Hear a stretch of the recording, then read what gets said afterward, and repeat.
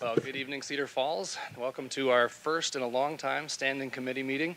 I'm not sure if it's something I said or just because I'm the first one that gets to be subjected to the new chairmanship, but we're going to get this meeting underway with a call to order and a roll call from our administrative supervisor. Schultz, Here. DeBoer, Cruz, Harding, Here. Ganfield, Here.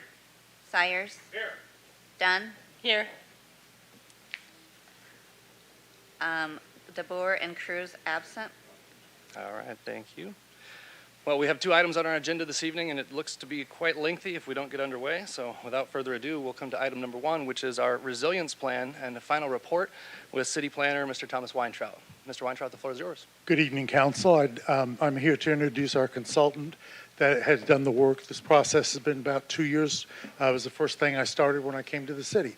So with Perkins and Will, we have Doug Pierce here. He's the one that worked on the draft and gathered the information, and so I'm going to turn it over to him. Thank you. Tom, thank you for the introduction. And it's been a real pleasure working with the community in Cedar Falls and working with city staff and CFU.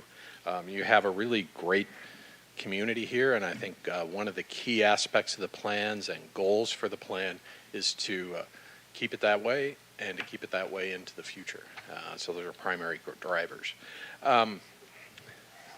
So there's a lot of questions about, we hear a lot of questions about why a resilience plan. And basically, we live in a really rapidly changing world, and there is a really high need for resilience. And then the next question is, well, how do you define resilience? And the plan has a really great, simple definition in it. And it's basically stated, being a community that is proactive, prepared, and flexible in the midst of change. It's the fundamental concept for a resilience plan. And the plan purpose really is to identify the actions that are needed by the community. And this is a community-wide plan. So before jumping into the plan, I want to touch on the planning process. So basically, we started this out with an 8-month-long stepped approach. So it basically builds forward from what was learned previously, sort of an iterative process. And there were multiple opportunities. There's 23 opportunities for participation in the community. By the community, we had online workshops, self-guided workshops, public worksheets and questionnaires, and town hall meetings. And this process really allowed the core team to sort of systematically identify what the community was looking for and then develop it into a plan. Now, I know you can't read what's on the screen right now, but if you look at the plan, there's a breakdown of all the participation events, and we really started back in the fall of 2020 with public participation. That was completed in the spring of 2021, and then the plan was developed and presented as a draft to the public on April 12th. Now, one of the things that we found was we had shifted to almost basically to pure online engagement as a result of the pandemic. And what we found was there was an increased level of responsiveness and engagement in the plan. So anecdotally, and based on doing plans and engagement for many, many years, so generally our sense is we probably doubled the amount of participation by doing the work online. And we had over 1,000 points of contact across the Cedar Falls community. Now, the graphic that you're looking at right now sort of maps out some of the key topics that were emergent, somewhat as part of the process of the plan, and the importance that the community identified for those different topics. And you see those are organized in 3 sort of buckets: local economic and community, weather and nature, energy and mobility. And if you look at the top, you'll see there is almost unanimous support for basically local business and jobs. And that's followed by attracting business talent with local amenities and diverse local economy. So those surfaced as sort of key drivers across the whole plan. And you'll see we actually spend a fair amount of time in the plan focused in that area. And then weather and nature, topics like adapt to torrential rain events, extreme weather preparedness all surfaced. And then under energy and mobility, it's mobility, walkability, bikeability, cleaner renewable energy, those kinds of topics. And overall, with the questionnaires and worksheets, based on industry standards, we'd place maybe a 5 to 10% margin of error on that information. So from a resilience perspective today, city staff helped us compile a list of things that the city has accomplished over the past couple of decades in general. And city efforts include a really good focus on flooding and stormwater. The city's done a great job with flooding issues, and then also focus on mobility. So supporting bicyclists, sidewalk and trail projects, sidewalk infill projects. So a variety of things that really help to improve resilience in a number of ways. And then on the environmental side, tree planting, street improvements, a lot of work on Dry Run Creek, and then also waste reduction efforts around reducing the amount of waste that's going to landfills. And from an energy reduction standpoint, the solar community, or the community solar energy project, has been very successful. So from a plan overview standpoint, there's always a big question about who is responsible for executing the plan. So some of the actions are for the city of Cedar Falls proper to directly execute. Some of them are for CFU, Cedar Falls Utilities, to execute. Many of the components of the plan are really sort of guidance for the community as a whole, with businesses, organizations, and individuals engaging. So the intent of the plan is that it's really community-wide, and that multiple people participate and multiple stakeholders participate. Now, if you take a look at the plan and you dig into it, you'll see on page 73, there's the action plan. So that's sort of the heart of the plan. It gives you the sort of details and the tangibles about what the plan is. And prior to coming up to the action plan, there's a narrative. And that describes each area, provides data, supporting information. So when you take a look at the plan, if you want to drill straight to it, the action plan's where the key components are. So I'm going to jump into some of the areas. We don't have enough time to go into great detail, so I'll kind of glide through some of this. So on the local economics and community aspect, the plan is organized by plan drivers. I won't read these bullets, but they're basically focused on those key topics of businesses, jobs, attracting talent, maintaining a vital economy, improving housing options, those types of components. And as we noted before, the community participants collectively agreed on 3 top issues: supporting local business and jobs, attracting business talent with local amenities, and providing a diverse economy. Those are really top of mind. So with that in mind, the concepts here are all about sort of expanding the local economy, dealing with jobs. And as you take a look at that, most business and talent are really looking for sort of prosperous, competitive workforce. That's really fundamental to what business is looking for, entrepreneurs are working for, and business talent. So, and there's a lot of competition for that, not only in Iowa, but around the country, around the world. And Cedar Falls, to sort of stay on the front edge of that, really needs to sort of look at providing sort of vibrancy, really strong amenities, and a diverse local economy. And you're focused on doing that now, and you have a strong community. So the goal here is to maintain that motion and continue to move forward with it. And you need to maintain vigilance in that area. And one of the key things to do is, aside from just doing typical tax subsidies and promoting local businesses, it's really about offering amenities in a pretty wide range of ways. So you already have a really great downtown. It's a fabulous amenity. UNI is a great amenity. Your fast broadband is really a potent type form of amenity. And this is on the screen right now is an example of the new Cedar River Recreation Project. So those types of amenities are really, really significant. And you have a lot of high value resources within the city already. Engaged citizens, mixed use areas, small waterways, et cetera. And CFU is really engaged in clean, renewable energy. And that's a strong signal to younger generations, up and coming entrepreneurs, that the city is looking forward. So that's a really important sort of signal and an important action to take on. And then, of course, in Iowa and around you have rich agricultural lands and availability to water. So that's important. If you're taking a look at the West, they're heading into a drought. Other parts of the country are really struggling with extreme weather. Iowa has a lot of really great resources, and particularly Cedar Falls as a place moving into the future.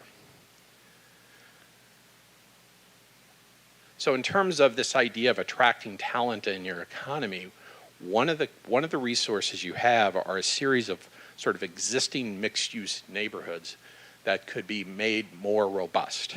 So you could expand bikeability, improve the quantity of modestly priced housing, make sure there are plenty of amenities, grocery, healthy food, hardware stores, et cetera, in those locations. That can really take those areas and sort of significantly improve their vitality and make them a draw. So one of the concepts is missing middle housing. So this is human scale, multi-unit buildings. They really support that walkability, bikeability. They're usually cost effective. And it's not disruptive to other neighborhoods because these are existing mixed use areas. Then you have a great existing trail system, the Cedar Falls bike plan, the pedestrian upgrades. That can be utilized to help build in this sort of walkability, support some of the mixed use areas. And then you have a real bounty of natural features that are part of the city. Your streams, your tributaries to the Cedar River can build on those and connect those together to create blue-green corridors with a variety of sort of activities, recreation, bike communities, natural areas, stormwater management. They can be very functional. They can be very much about sort of providing vibrancy to the community at the same time. So that's a fundamental part and concept here, is creating these genuinely robust mixed-use neighborhoods and stitching them together sort of with this blue-green corridors.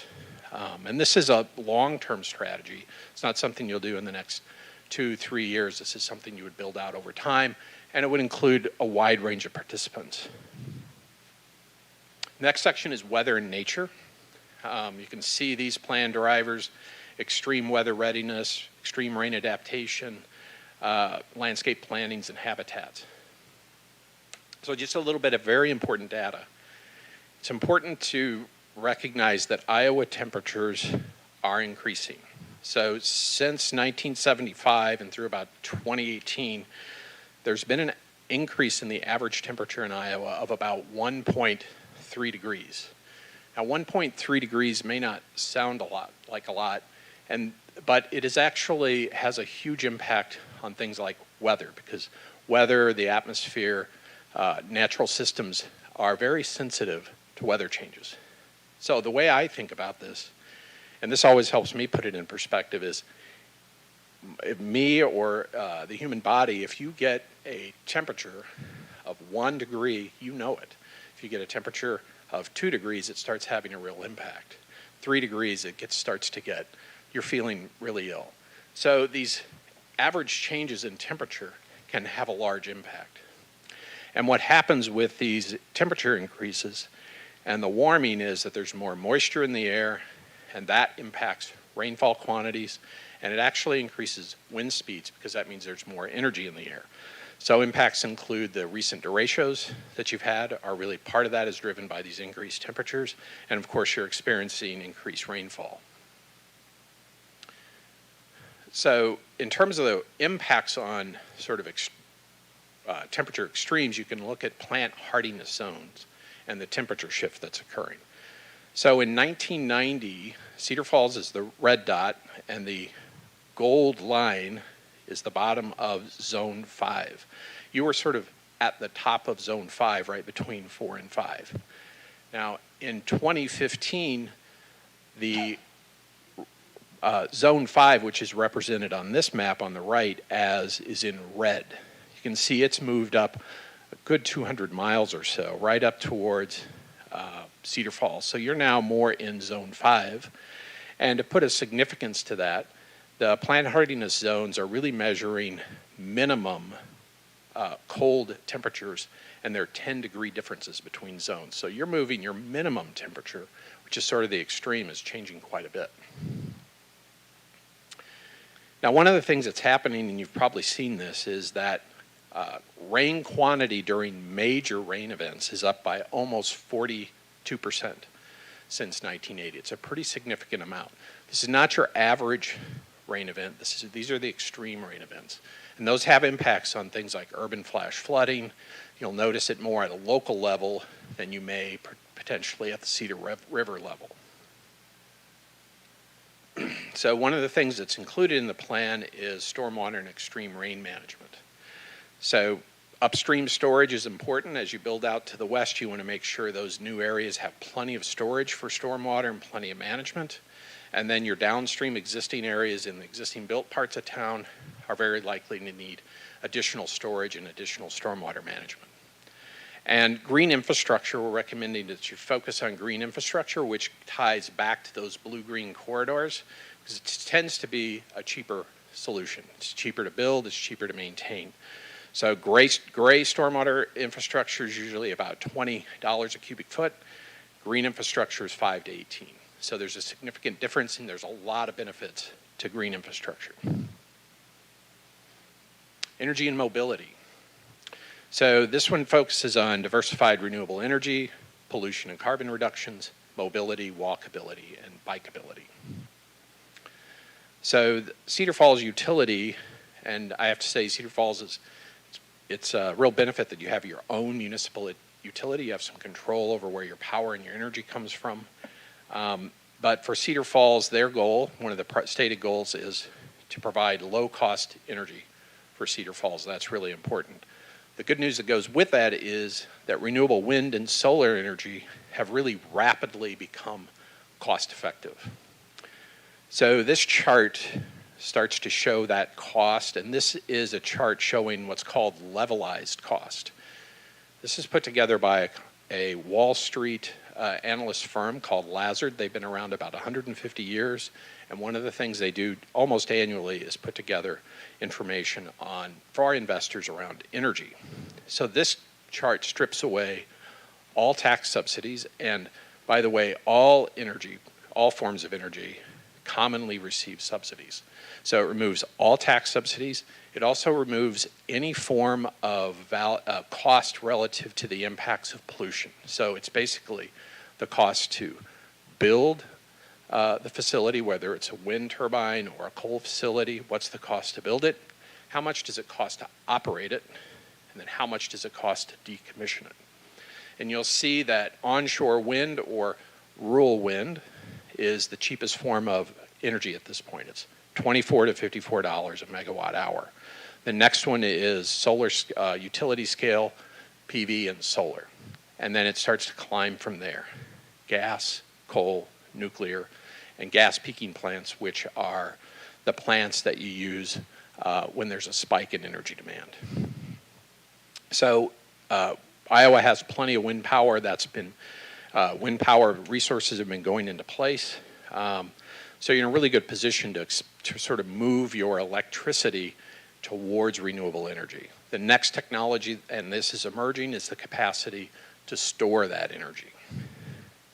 Now, natural gas is the other component of what CFU provides, and essentially it's a little harder to replace. The solar and wind are pretty straightforward technologies that exist, and with natural gas, we need to move towards replacing that with either renewable natural gas, forms of renewable natural gas, carbon neutral natural gas, or, and probably some of all of these things, electrifying things such as heating for homes, cooking, a variety of things that can be provided with electricity. So one of the important reasons for doing that is the pollution from natural gas and of course from other forms of fossil fuel are impacting the temperature, and they're having an impact on the weather. So the graphic that's shown on the screen is from the NASA Jet Propulsion Lab. And when I take a look at this, I always look out at the sky and I say, how can we as humans produce enough pollution to actually impact the average temperature and the average impacts on the weather? So once you start to realize that the heat-trapping gases that are in the atmosphere are less than 0.5% of all the air, you can start to imagine that we actually can have an impact.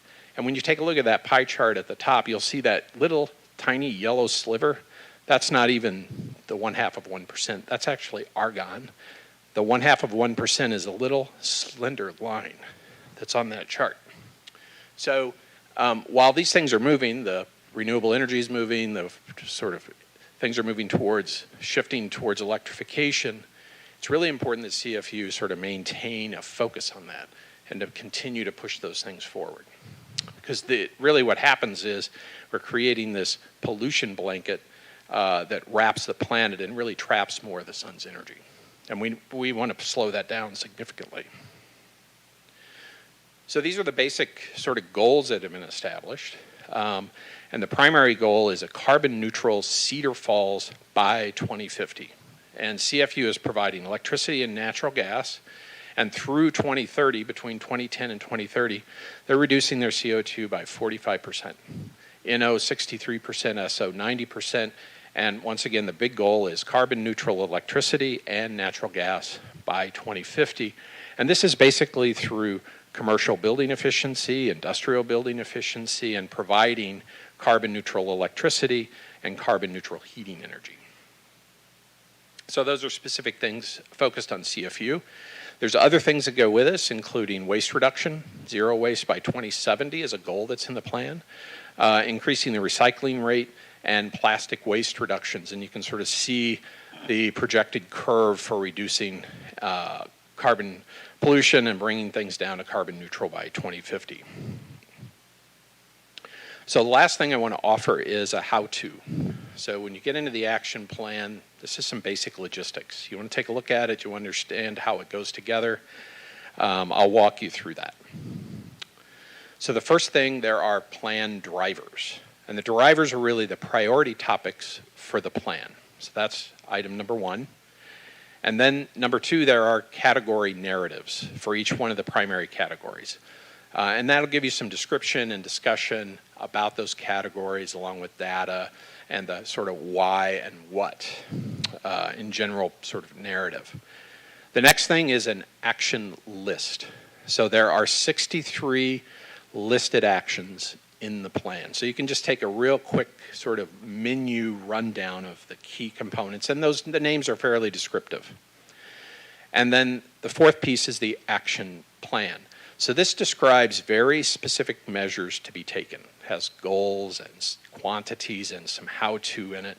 And the plan also connects the action plan, the sort of actions with drivers. It connects it with champions, provides some timeline and resource requirements. So when you take a look at this, you'll see there are action sets, which are comprised of similar actions, and they have a title, action set, and a description. And then there's all the individual actions that support that set. You can either do them just pick one and do it, or you could do them all as a group. They'll synergize really well together. Then there's the plan drivers, and below that is a matrix that allows you to see how an action supports a plan driver. And the darker the color, the more impactful that action is on that plan driver. So there's 3 colors there. And then there are champions. Who would potentially lead these? Individuals, businesses, organizations, City of Cedar Falls Utility. Who's the champion? And then general timelines, investment, value, and payback. So this table gives you a lot of information really quickly about the various actions. And then there's a legend across the bottom to help give you some guidance. So the basic next steps are receive and file, and then to adopt the plan. And we'll open the floor to questions. Thank you, Mr. Pierce. Appreciate it very much. This time we'll open that to council questions of clarity. Go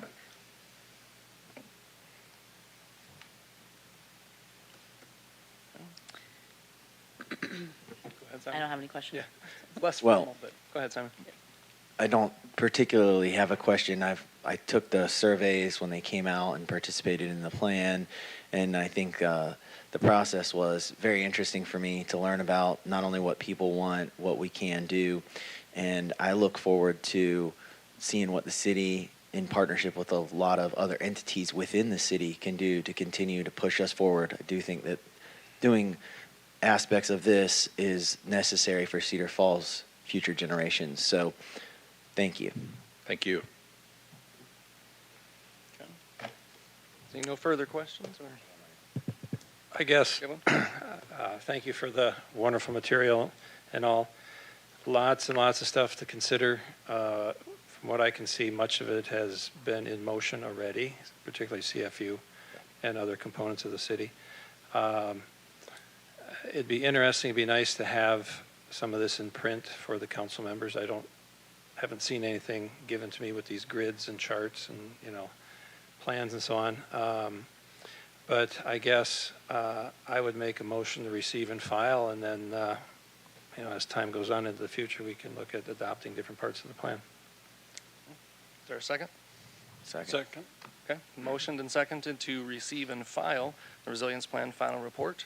Any discussion on that? I guess I would I would move to amend that to receive, file, and adopt.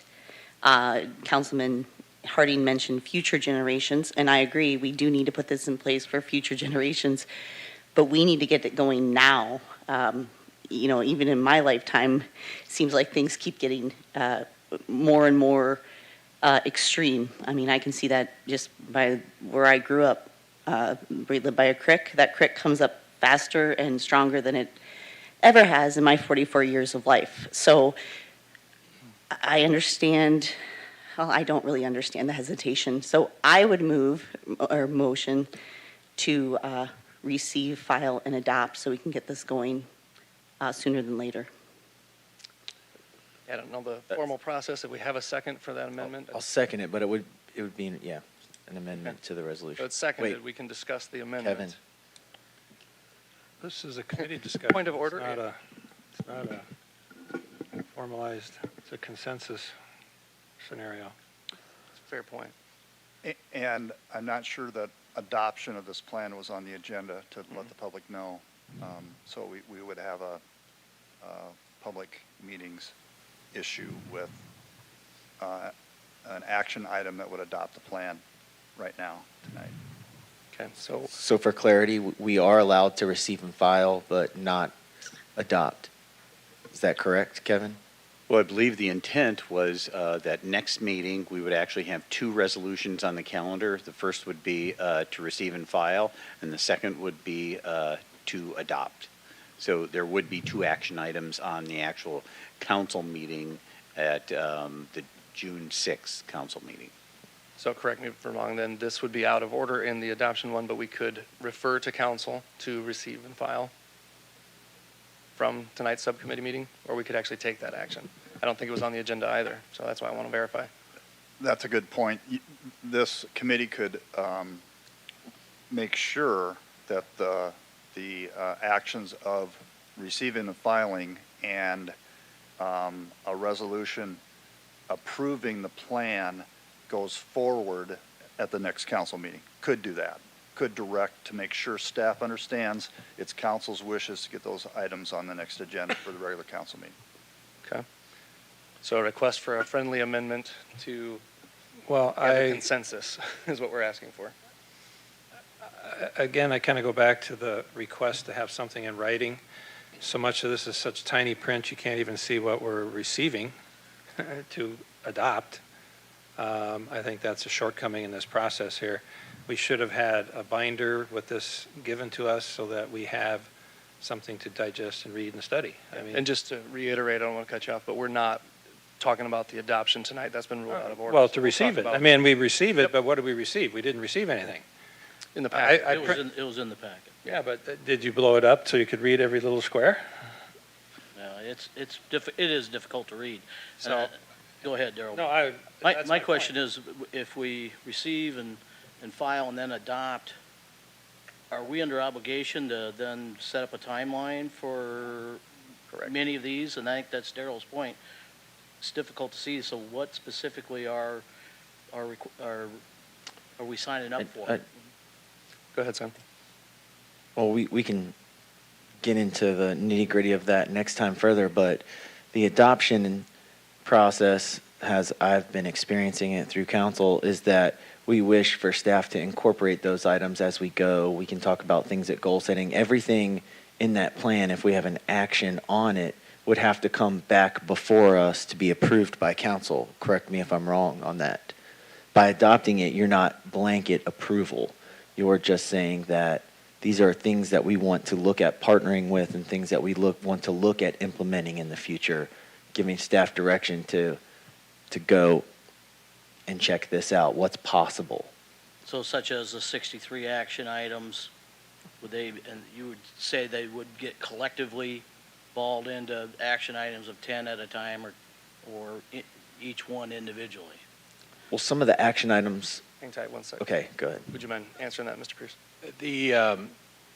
I can't speak to the absolute specifics of how the city would do it, but the intention of the plan is, in a general way, that you could select one action and pursue that, or you might choose to pick multiple actions and pursue those together.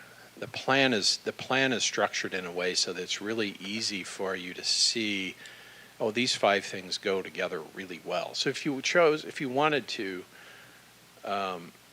staff, the city council could choose to say, oh, I'll take all 5 of those, or maybe I'll just take these 2 items. So it's not rigidly structured in that way.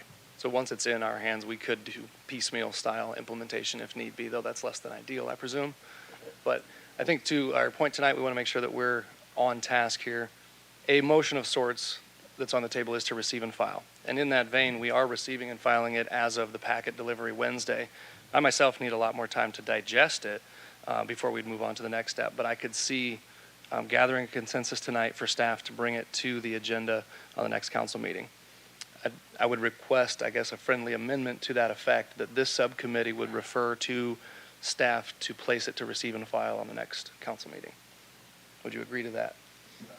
I would, but I want to make a comment to Simon's remark that if we adopt this, then we still have the chance to digest components in that. But my experience with adopting something is that it's set in stone, and that's exactly what's going to happen. And I can compare it or highlight the form-based zoning. We've been trying to amend and change that, and there's been headaches in that process that have extended that whole timeline. And adopting is too strong of a, I can't think of the right word, but I don't want to go down the path to have 63 items or whatever number set in stone. So yes, I want to receive and file to get it on the agenda for the next council meeting. So that's the most I would go with this. I find that the receive and file is less, I mean, I guess it's more innocuous, so I'd be okay with moving forward with that. I would like to make opportunity for the public to comment. That's the purpose of these subcommittee meetings versus a work session, so I want to get to that as well if there's any that choose to give some input. Any further discussion from council on that? Well, I just wanted to make note that, and I want everyone to study it as well, but not all the actionable items are necessarily just by the city. From what I was reading, there's CFU action items, there's business, there's a multitude of different players here that we would work with. So I get it. I'm okay with, going with receive and file next time, and maybe we talk about what we want to look at goal setting or something. But I guess if the adoption plan, if it's set in stone, if something comes before me that I'm not for, I just vote against it. So it doesn't mean that we have to do it. You do have a vote. That's why I would not want to adopt, because And that, just for clarity, just real quick, that adoption's off the table. We're not going to move on to that part tonight. So I think Right, for that's this fair. discussion, we're just to talk about Fair. we're receiving and filing this information so that we can review it. I want to get an opportunity for any further questions for Mr. Pierce as well. Any further discussion just on receiving and filing the packet of information we received in the resilience plan? Okay, no further questions. It's been moved and seconded to receive and file, or refer to staff to have it received and filed. All in favor, say aye. Aye. Aye. Any opposed? Okay, that passes on to City Council. Further questions for Mr. Pierce on the logistics of the plan or metrics for your understanding? I guess I myself would love to know, I know we had 1,000 citizen touch points. Do you know how many unique citizenry were in those counts? We know to some extent, yes. We're in the I would say we're in the 500 to 800 range. And the reason I say it's kind of a range because one of the things we intentionally do not do is track individual addresses or names unless it was a workshop, a public workshop, and some of those kinds of things. And then there are participants. But for the questionnaires and the worksheets, we did not and intentionally did not track names or addresses. So there were 4 worksheets. So it's easy to imagine that one individual may have participated in all 4. So it's probably unlikely everybody did all of them, but we basically had a really good solid 495 or 500 sort of unique responses to the worksheets. And then there was, I believe, a participation level of 75 to 100 people in the sort of workshops. So somewhere when we counted up all of our touch points, it was kind of right in the 1,000.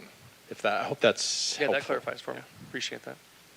Simon, were you at every workshop? No, I was not. And I did not do every single worksheet. I did 2 To or Mr. 3. Pierce's point. Very good. All right. Mr. Ganfield? Yes, sir. Mr. Sire.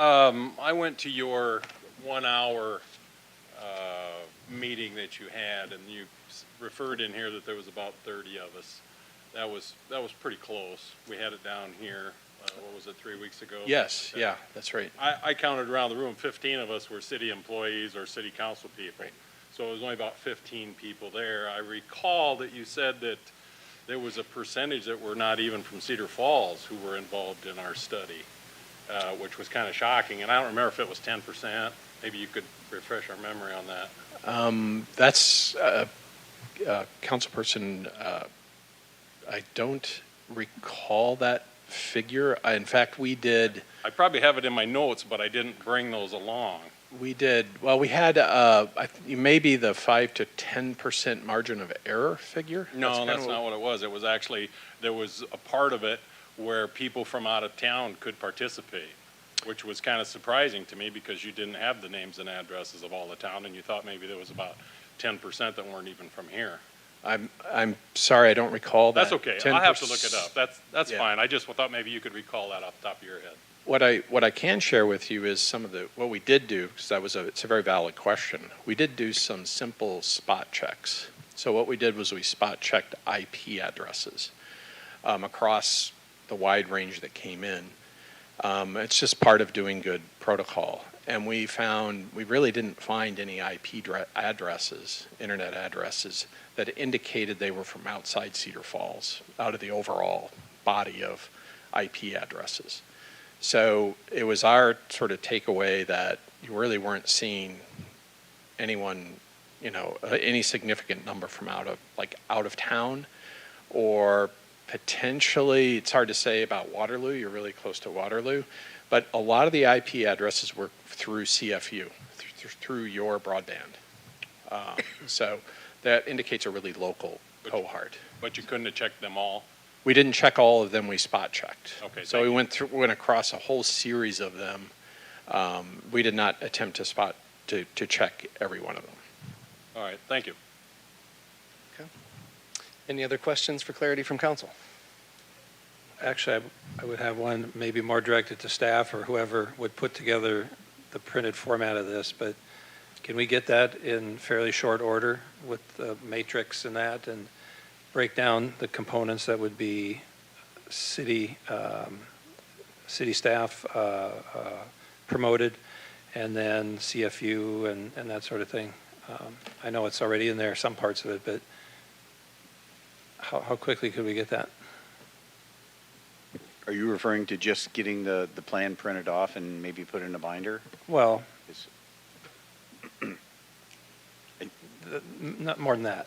I mean, I think would it be easy enough to follow up questions? So print off the resilience plan final report for each council person that requests it, and then send follow up questions for those specific details that we can get into a spreadsheet of sorts.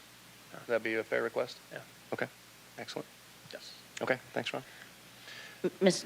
Go ahead, Councilman Mrs. Ganfield. Dunn. Yep. I do want to take the opportunity because I do want us to make sure we remember that these are volunteer citizens that have given hours upon hours upon hours for years to this call for work. So as a person who, sat on the Racial Equity Task Force, I don't think we remember what or it feels like sometimes we don't remember what a undertaking that is to show up time after time after time and do the work after those meetings. So, we do have a blessed community to have really smart people available and willing to give their time that I'm sure they don't have to give away.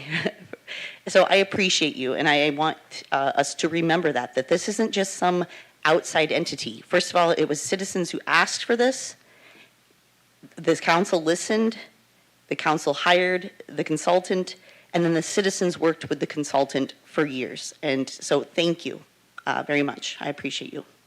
Thank you, Councilmember Dunn. I would second that thanks from the newly formed committee for community relations and planning. So thank you, citizens, for your contributions in this and for your input. It is invaluable time that you have spent for the furtherance of your community. So that's not overlooked. We appreciate that. Councilman Cyrus. We probably need to give staff a direction on whether they're going to have a resolution to adopt separate from a resolution to receive and file, or how we're going to approach that. We don't want to leave them in the lurch on what should be on the next agenda. So I would go ahead and make a motion to have adopt on the agenda as well. Okay. Any second for that motion? Second. Okay, motioned and seconded to also have staff include approve and adopt on the next council agenda for the resilience plan. Discussion on that being included. Real quick, I think we don't need to argue or debate the merits of adoption right now. I do understand the concern somewhat. I've been concerned about adoption in the past myself. But I think with getting that printed up and stuff, we can look at what the city could possibly do. And I believe that it's, trying to think of the word, but non-specific enough items that we're not committing to anything 100%. So hopefully we can have that conversation next time. But I think to not have it on there would be not wise. Excellent. Okay. Mr. Canfield. Follow up, go ahead. So with the adopting level, I guess, if that's what you want to call it, we would want to see some quantifiable numbers for comments here. It says it may require some consulting expenses to assist with certain action. Plan's overall timeline exceeds 30 years and beyond. We got to quantify what we're adopting and approving if we're going to do that. That's why I have the big concern about that, and that's, time value of money. As a business analyst, that's what I look at every day. So I legitimately get your concern, because I don't want to sign up for something that I don't know what I'm signing up for. But at the same time, the adoption process is not to micromanage and figure out what we're going to spend and do. It's to allow staff to look in that and bring it back to us. It's just saying, we're okay if you look into this in the future, bring it back to us and let us know. You can't go through and find all the details on every possible project we may ever do over the next 30 years. Right. But if we don't give staff the direction to, yeah, this is a good blueprint right here, bring us back some stuff that we talk about at goal sessions, and we'll see if we approve that or not. that's the adopting part. What we've done, we've received and filed and voted to do so. Adopting would mean adopting all 63 points or whatever there is in here. Yep, and for clarity, we've referred on to staff to put on the next city council meeting. Well, we haven't. Receive and file then officially. That's 3 weeks out, so we've got time to review between now and then. Right. We also then are referring to have that line item to adopt, and we could discuss further at that point. Getting into the nitty-gritty tonight isn't going to be helpful for us. I'm just highlighting things that I've read right out of the plan here, and additional consulting expenses is a little red flag because there's no number behind it, and you won't know the number, so that's why taking pieces of it from receive and file and moving that forward through goal setting would be the way I'd do it. But anyway, I'm done. Other discussion on that referral on to staff? Okay, motioned and seconded to refer to staff to include adoption on the next city council agenda. All in favor say aye. Aye. Opposed? Nay. Nay. Show of hands for the aye. 1, 2, 3, 4, and opposed? 2 against. So 4-2 that we forwarded on to city council at large. All right. Thank you, Mr. Pierce, very much for standing there throughout this process. Any other questions from council before we hear from some citizen input? All right, hearing none. I'd like to give a little bit of opportunity. We don't have a ton of time, so if anyone has prepared remarks in support of or against what want to share tonight, go ahead and approach the podium, and please state your name and address for the record. My name is Mike Litter. I'm the Director of Customer Service and Business Development at Cedar Falls Utilities. I'd like to thank Doug and Tom for all their work on this plan. We've worked with them for the last almost 30 years now. And last Wednesday at our board meeting, they did come and present this plan to our board. Following that board presentation, they asked to write a letter for me to present that letter to you today. So if it's okay, I'll read that letter. Cedar Falls Utilities has appreciated the opportunity to be a core team member for the development of the City of Cedar Falls Resilience Plan. Mike Litter has represented us in this role, allowing us to lend our expertise in utility operations, such as power generation, energy utilization, and efficiency. CFU's particular interest and input has been and is within the energy and mobility section of the plan. The reduction of all pollution factors related to power generation and the use of fossil fuels is good for our world, our community. So is the preservation of resources. We see now very clearly the impact of energy availability, or lack thereof, has on global affairs. Pollution reduction and resource conservation are responsibilities that CFU takes very seriously. The energy-related components within the energy and mobility sections of the plan, and specifically action sets E1 through E5, are supported by CFU. The emission reduction goals mirror those set within CFU's strategic plan in 2019. By 2030, reduce emissions of CO2 by 45%, NOx by 63%, and SOx by 90%, as compared with 2010 levels. CFU's strategic plan also shares the goal of reaching carbon neutrality by 2050.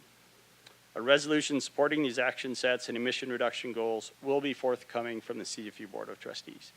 Respectfully, Steve Bernard, General Manager, and Maribeth Sonison, Chair, Board of Trustees. Excellent. Thank you very much, Mr. Litter.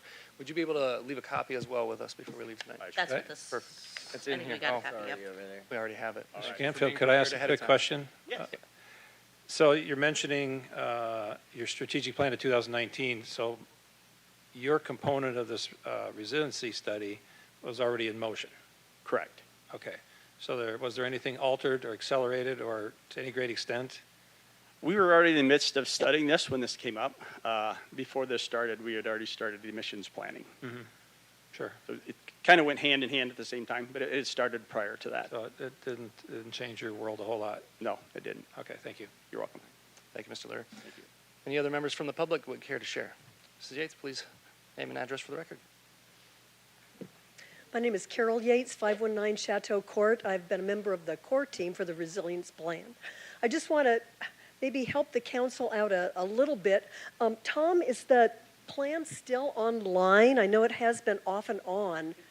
It is online, and this presentation is available on the website. Okay. I heard some concerns about how soon could a printed document be made available so the council could have better access to it. And the fact that it's online would provide that availability to you to blow it up as big as you need to see it and begin reading. And thank you very much for listening about the Resilience Plan tonight.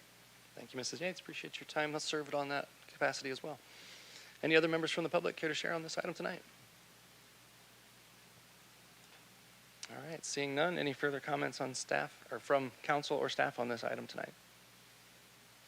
All right, we have another item on our agenda, and I see we have some guests in attendance. Are you prepared at this point to move on to agenda item 2? I think one of our presentation Okay. Well, that gives me an opportunity to say thank you, Mr. Weintraut, for your assistance, and thank you, Mr. Pierce, as well, for sharing the information with us tonight. I look forward to reviewing it in depth and being able to be on board with that as well. Thank you again very much. We'll give a little bit of time for us. We've got on our agenda tonight as well the river placemaking proposal and Destination Iowa grant opportunities. And we've got this slated for about 40 minutes, and we're ahead of schedule, so we've got some time. But presenting tonight, I initially had Danny Ludick as well, or Loudick, sorry. And no problem, you're allowed. And Mr. Isaiah Corbin as well. So, Danny, the floor is yours, Mr. Loudick. Thank you, everyone. Danny Loddick, Senior Program Director at Cedar Valley. So tonight, we really wanted to present on the Cedar River Recreational Placemaking Project. So this really is built around a pool of funding that the state of Iowa very recently made available.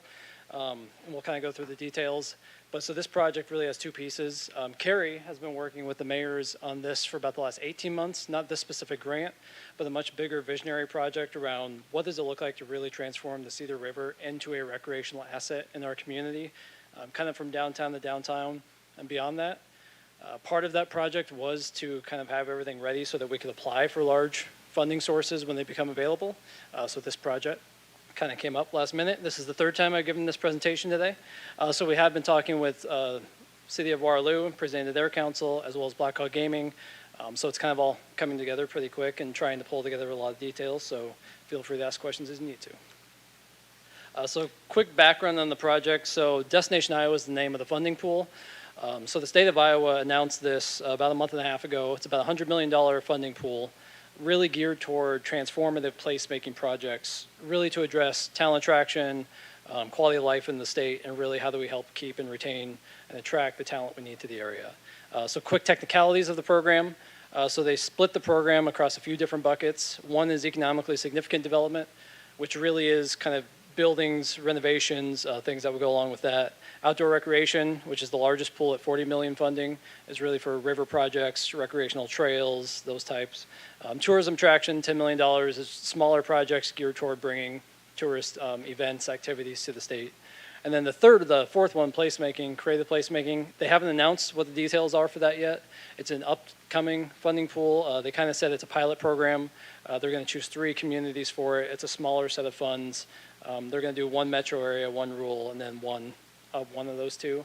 There's not a lot of details for that yet. So a lot of what we're looking at for this program is really applying for the outdoor recreation $40 million pot of funds. Program details. So this application is actually currently open. So they announced this with only about a month heads up.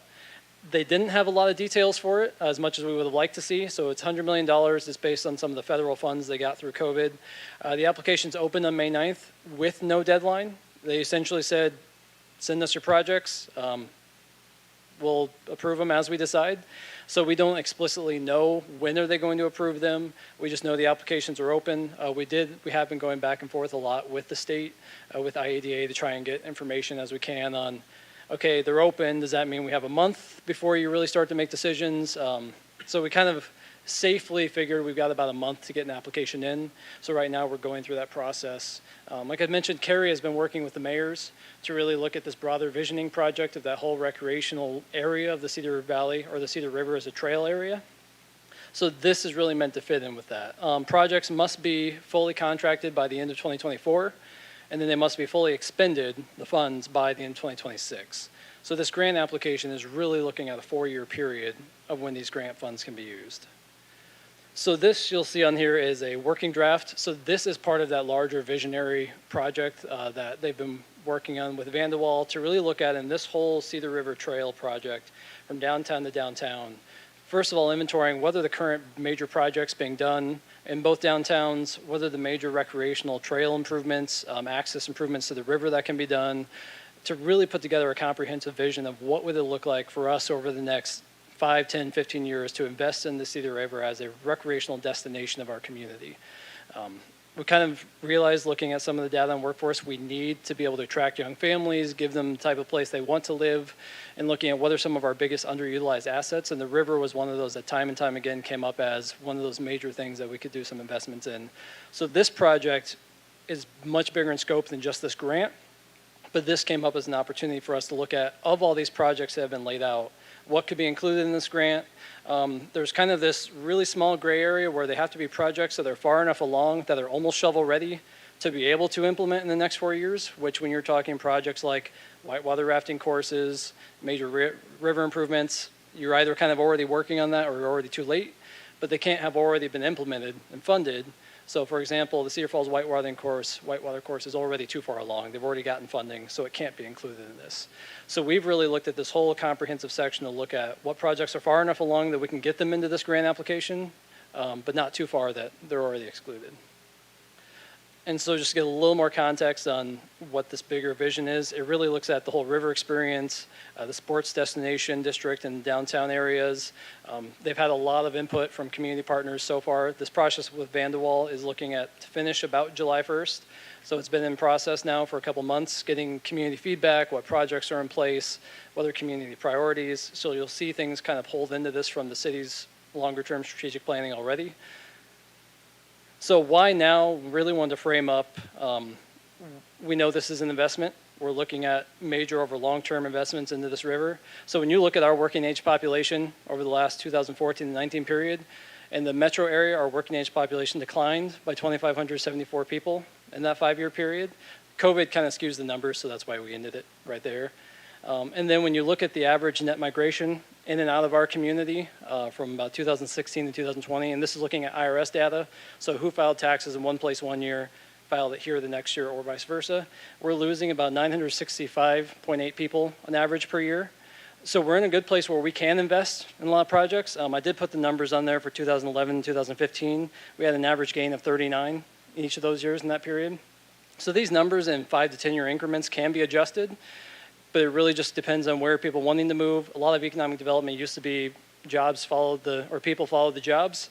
It really has shifted when you look at the migration data around the country, that it's that jobs are following where the people that go. Every company that looks to come here asks us first thing is, can you show us our population projections? And when you show that it's declining, it makes it a hard sell to say why they should expand here. So this is really, how do we look at what are the major investments we need to make as a region over the next 5, 10, 15 years. And this grant, when it came up, was a really good opportunity to look at how can we kickstart that project, potentially getting some really good matching funds from the state. So I'm going to hand it off to Isaiah, and he can cover a lot of the details, and then we'll be available for Q&A after that. Thank you. Danny, you're a little taller than me. So I'm just going to go back to this slide. So this has been, like Danny said, this has been a little bit of a process. Carrie from Grow Cedar Valley has been talking about what would placemaking look like along the Cedar River. Really focused on several goals. One of those, obviously, maintaining and attracting people to live, work, and play here. And so back in January, we started this placemaking project along the Cedar River. And initially when we talked about this, we were hoping that it would be in preparation for this application that wouldn't come out for a couple of months. And so then we kind of got stuck doing these both at the same time, which I guess that's just the name of the game. And so we've been working through this with stakeholders, committee members, and working with a consultant, Vanderwall. And so a lot of this for the placemaking is in draft form. And I'll share a little timeline at the end. But we met with our strategic committee last Thursday, and they had 4 kind of draft goals come out. And I just want to share those because I think they sum up really nicely what we're trying to accomplish. And the first is to promote Cedar Falls and Waterloo's unique position in the state of Iowa as 2 distinctive yet connected communities. Number 2 is enhance our regional economic impact and growth. 3, transform the Cedar Valley into a magnet for great talent, attraction, and retention. And then finally, elevate our natural resources, assets, and cultural amenities as a regional, state, and national level. And so that's really where this idea came from of how can we utilize one of our region's greatest assets, the Cedar River, for not only economic growth, but for regional amenities. And I know when they were coming up, they talked about vibrancy and amenities and what does that mean. And so this is kind of the draft that we started to come up with. And it's really set up by what we kind of labeled them as anchor projects. So the two anchors for the downtowns, and we have Cedar Falls with the Cedar Falls Multimodal Parking Garage, and then the Whitewater Course. And then down in Waterloo, we have the indoor hard court, the Waterloo Marina, which is starting, and then the Waterloo Whitewater Park. And in between, obviously, we have all these connector projects. And so as we're kind of working through the process and thinking about not only what would be the best project, but also what would be the projects that we can fit within the requirements of IEDA in the state of Iowa with kind of those stipulations that they have. We came up with these anchor projects, and we came up with these connector projects. And a lot of these connector projects are built from the Blackhawk County Water Trails Master Plan. So these are things that our region has been thinking about, considering, looking at, and hopefully we get the water trails designation at the end of the, rather in the fall. And so these are where we came up with these projects. So like Danny said, we're really trying to look for projects that fit well into the program, but also fit well into what are some of our goals and objectives. And here's just an estimated cost of all the projects combined. Obviously, we still got to work out the details of, moving forward between the two cities and what the application would look like.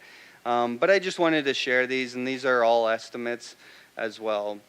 And so really the timeline is to finish up this placemaking project at the end of June. Right now we're kind of finalizing that vision and framework and looking at some of those opportunities and coming up and thinking about the planning and implementation of the plan. And our real hope is to look at the beginning of June at getting an application actually put together in front of you so that way we can review it and get it submitted. So with that, I'll open it up for questions unless Carrie wants to speak. Thanks, Isaiah and Danny. Carrie Derrick, Cedar Valley. I guess the takeaways here were about 18 months ago, I was working with WDC and CFEDC, the new CFEDC, about knowing that the money that was going to become available for communities and regional enhancements was going to be around placemaking, however that's defined. And what we knew that was going to be was going to have to be transformational, and it was going to have to be collaborative.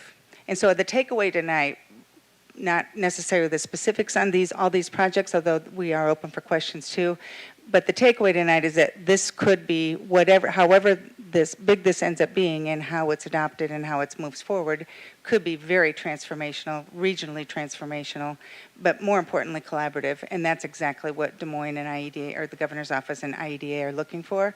And we've already gotten very good positive response that they're glad to see that the Waterloo, Cedar Falls metro area and beyond, in the rural areas surrounding it, could be very marginally or magnificently impacted, which is one of the words from one of the folks that we visited with. So again, it's not a done deal by any means, but when the governor first announced early in the legislative session that it might be about, and Eric can correct me if I'm wrong, but about $10 million might be dedicated for placemaking, and then the Iowa Chamber Alliance, our organization, was asked, if the money were there, what kinds of projects could we possibly see? And so we all put our thinking caps together and sent to the governor's office these potential projects that could be around the state, and then that went from it was 50 million originally, then it dropped down to 10 million, and then as Danny shared with you, it's 100 million. So again, tonight we're not asking you for anything. We want to give you a heads up and give you some information.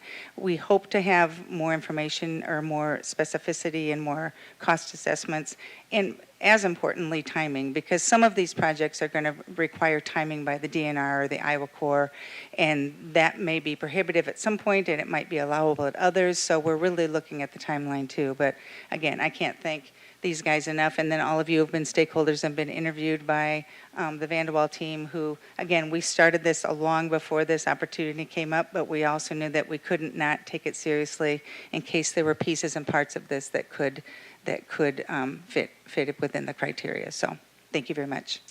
Thank you very much, Mrs. Dara. Thank you, Mr. Luddick, as well as Mr. Corbin. I'd like to open it up for council questions, if you have any for clarity at this point. I guess I'd like to look at the timeline just for clarity. You're asking to put together a formal proposal beginning of June, is that correct? Yeah, so this is the timeline for our placemaking project. So at the end of June, we'll actually have the Cedar River placemaking proposal for both councils. You know, our hope is obviously the application, it's a short time frame, and once the money's gone, it's gone. So we're hoping that we can get an application in early June if we choose to go down that route. Yeah. I have a question about the grant funds. If we're awarded grant funds, what are the stipulations on the grants as far as what are the matching of funds? How does that work? Yeah, so it depends on the program. The outdoor rec is 60-40, so 60 match. And so the creative placemaking, it's they're doing around 1 to 2 to 3 awards. And so that would probably be around a $10 million fund, and then we'd provide the rest, depending on how that would look. So that's the main stipulations in terms of match. Did you have any other questions on stipulations? Yeah, a couple. Yeah. So this is also the thing that I think we're struggling with is all these funds are through the American Rescue Plan, so they're ARPA dollars, and so there's some federal requirements around this. And in terms of IEDA, they're trying to roll this out relatively quick, and so there's still questions that they're trying to review and understand that we are kind of waiting to hear back that will help drive our decision to make the best decision and whatever that might be. So that's one of the roadblocks that we're facing in terms of there's some things that we don't know in terms of the requirements. I understand. Possibly this one might be a staff or you guys, but if we get something that's a 60-40, do you know if there's any specifics on the stipulations? Does it have to come from, could it be public raised? Could we put together some sort of campaign? We know the timeline, right? Has to be done. Does it stipulate the specificity of the funding source? No, there's no specifics in terms of match. You know, when they opened out this presentation, their first slide was think big. And what they wanted to do was for communities regionally to provide the match. So and that's why we started to approach both city leadership from Waterloo and Cedar Falls, is because first of all, they didn't want to, they were hearing rumors that counties were going to be sending back their ARPA funds. So they wanted to push more county ARPA funds in that. And they also want private businesses. They want to see all different types and kinds of matches within the application. Okay. So I mentioned we presented the Blackhawk Gaming. Mm-hmm. So we've been looking at, we did present the Blackhawk Gaming to ask for a $1 million grant contribution from them, knowing they're one of the few that can kind of, on this short of a notice, jump in. They were pretty open on what the match can be.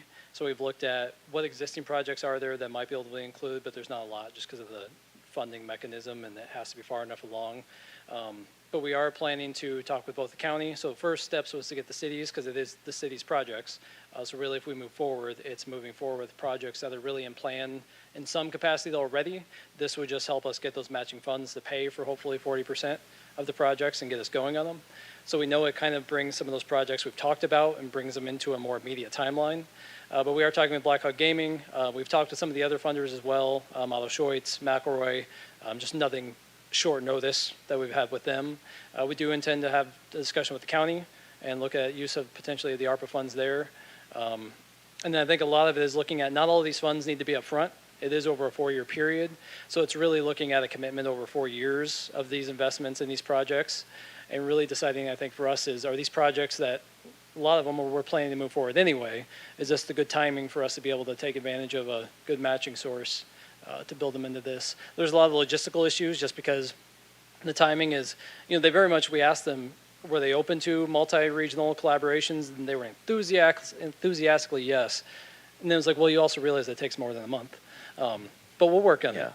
So we look at potentially, I think, bringing a resolution or having the council consider a resolution that would probably have a lot of those contingencies of, assuming Waterloo also passes one to be able to commit to their projects.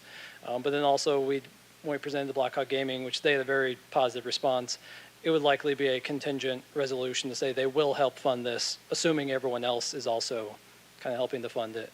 So the goal would be to get a lot of those things brought together at the same time so that we could feel comfortable moving forward with the application. And we were really encouraged that, especially since they didn't give all the details of exactly how is this process going to work, even if we don't have it 100%, we feel like we're ready to go. We'd rather get it in and start working with them on the details and get a yes, but, versus just not getting in an application at all. Yeah, but one of my thoughts immediately went to, I saw the parking ramp, the multimodal parking ramp, and I thought if we could get a grant for that, and then we could work out a private-public partnership and get funds that way, and then that way the cities doesn't have to fund everything, and we could work out deal that way, collaboratively move forward. Yep. So that's good to know that those possibilities are open. And that would be the nice thing about this is we would have the time. If we committed to it, it's at least just saying we are ready to commit that we will look at moving these projects forward, but we would have the time over the next 4 years to look at, essentially just within the next 4 years, we have to figure out those details, get them contracted, and get the payments made out by then. Oh, thank you. That covers all my questions. Just for clarity, gentlemen, on the 60-40 match, we're applying for the grant to receive 60% of the funding as the match, correct? Or is So that we'll backwards? receive 40%. We will need to provide 60% of the match. Okay. And then for like the Blackhawk Gaming application, things like those, essentially our thought was, and this would be up to Blackhawk Gaming, but the funds, if 50% of the project costs from Waterloo, 50% in Cedar Falls, it would just be distributed based on the percentage of total project costs across both the cities. Any other questions? Go ahead, Carrie. Excuse me, I just wanted to mention, and these guys know it, and most of you may already know it too, but this is competitive, so we're competing with everybody across the state. And as Danny mentioned, it opened May 9th with no deadline, meaning as soon as the money is distributed, then it's gone this round. But so we are competing with a lot of other communities. So we're moving as fast as we can responsibly. And so, while we probably could have quickly put something together for the May 9th request, we wouldn't have been able to meet all the criteria. And, I'm kind of with Ron. This is not at all how grants run. And so this is just a totally different mindset for us to try to be looking at going after a grant with it's pretty loosely pulled together. So, but that's their looseness, not ours. I appreciate you moving with velocity and caution. Others on council have questions? I would just say a huge thanks to Grow Cedar Valley for thinking ahead on those things, and Intercog as well. Thank you for the presentation tonight. Thank you. Last little bits. All right. Thank you, gentlemen, very much. Thank you, Carrie, as well. We have plenty of extra time to take a little break and grab a bite before our next meeting. Cedar Falls, we will be back at 7 p.m. for our regular city council meeting. Point of order. I would entertain a motion to adjourn. Just wanted to know if you were going to let anyone from the public hey, talk that's a on fair this. point. Thank you very much, Simon. problem. Would any member of the public care to speak on this item while we have ample time for you? Name and address for the record, because I don't know who. I got 30 minutes, I heard. I said 3. Okay, go ahead. Jim Brown, representing the Cedar Falls Economic Development Corporation. We're down at 2nd State Street at the Gravitate Building. I'm not going to be able to add too much more with the great information that Isaiah and Danny and Carrie gave. But I really want to stress that timing is everything, as you folks know. It is in the business world, as you folks know as well. And this is, I think, a perfect collision of the worlds in a great way with this speedy and kind of disorganized opportunity out of Des Moines, ironically, that might and can address the very issue we've been talking about in our parking downtown, not just for decades maybe, or at least for 10 years, but most recently holding up our downtown zoning as well. So I think very or extremely appropriate there, especially as we've mentioned, for every dollar we're going to be giving or costing towards this, we're going to get 40 cents of that back. So I just wanted to let you folks know very briefly on behalf of the Cedar Falls Economic Development Corporation that we fully support this project and the opportunities. Thanks. Thank you very much, Mr. Brown. Sorry for the oversight on my part. We're all human up here, so nerves can play a part in this. I'm not. Thank you, Simon. Appreciate it. The machine, he says. All right. Any other members from the public care to speak on this item?